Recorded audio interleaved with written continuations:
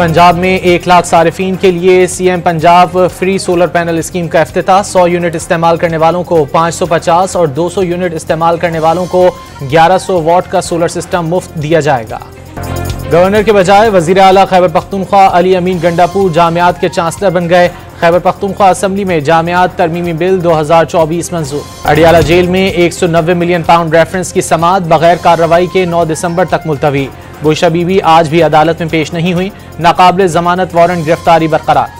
PTI एहतजाज के दौरान सब्जी फरोश के भाई की गिरफ्तारी पर इस्लामाबाद हाई कोर्ट नाराज। जो एहतजाज में शरीक ही नहीं उसे आप कैसे उठा सकते हैं, जस्टिस अरबाब मोहम्मद ताहिर के रिमार्क्स। साबिक chief justice Jawwad S Khawaja की सुप्रीम कोर्ट में मुतफर्रिक दरख्वास्त। फौजी अदालतों से पहले 26वीं तरमीम के खिलाफ दरख्वास्तों का फैसला करने की इस्तदा। इस्लामाबाद हाई कोर्ट बार के सदर ने जस्टिस मंसूर अली शाह के खत की हिमायत कर दी। जजेस की तैनाती जुडिशल कमीशन रूल्स बनने तक मुलतवी करने का मुतालबा। इंटरनेट सर्विस सुस्त रवि के खिलाफ दरख्वास्त पर पेशावर हाई कोर्ट ने वजारत दाखिला और वजारत IT से जवाब तलब कर लिया।